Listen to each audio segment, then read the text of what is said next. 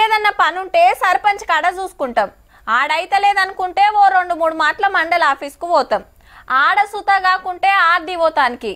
అయినా ఫాయిదా లేదనుకుంటే ఇక సీదా కలెక్టర్ ఆఫీస్కే. జిల్లా మొత్తానికి పెబ్బ. వాళ్ళు ఒక్క మాట చెప్పిండ్రంటే ఎంత పెద్ద పని అయినా 5 తీరుతుందంతే. మరి గీసారేంది గిట్ల సతాయిస్తున్నాడు?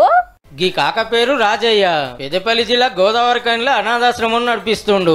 అప్పట్లో కలెక్టర్ దేవసేన మేడం వచ్చి ఇంత మంచి సేవ చేస్తున్నామని 10 గుంటల జాగిస్తే రేకుల షెడ్ వేసుకున్నాడు. చేయాలది మా జాగా అని షెడ్డు గులగొట్టి సింగరేణులు తీసుకుంటారట.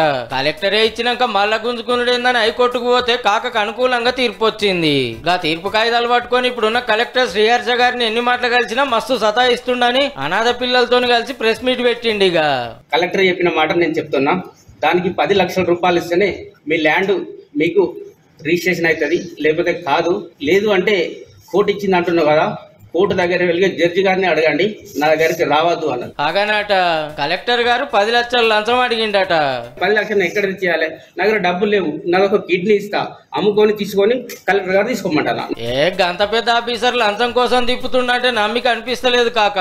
వెంకటేశ్వర స్వామి గుడి ఉన్నది కదా కలెక్టర్ ఆఫీసులో, నేను గుళ్ళ చూస్తా. ఆయన భార్య పిల్లలతో నచ్చి గుళ్ళ చూస్తాడు, అడుగుతాను. కలెక్టర్ కానీ డీడబ్ల్యూ కానీ డబ్బులు అడిగిందా అడగలేదా? నా మీదనే కోర్టుకు పోతావా అని శ్రీహర్ష సార్ అనరాని మాటలు అన్నాడట. దివ్యాంగుడు అని తిట్టిండట. గవర్నర్ కు, సీఎం కు, మానవ హక్కుల కమిషన్ కు, వికలాంగుల హక్కుల కమిషన్ కు సుధా కంప్లైంట్ చేస్తాడట.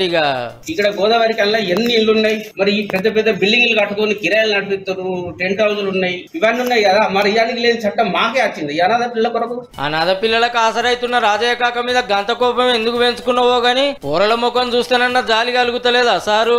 హైకోర్టు చెప్పినాక గిన పని చేస్తలేరంటే నెరి గింత అన్యాయం ఉంటాది. 33 జిల్లాలు ఉత్తమ కలెక్టర్ అని శ్రీహర్ష గారికి అవార్డు ఇవ్వాల్సిందే పో.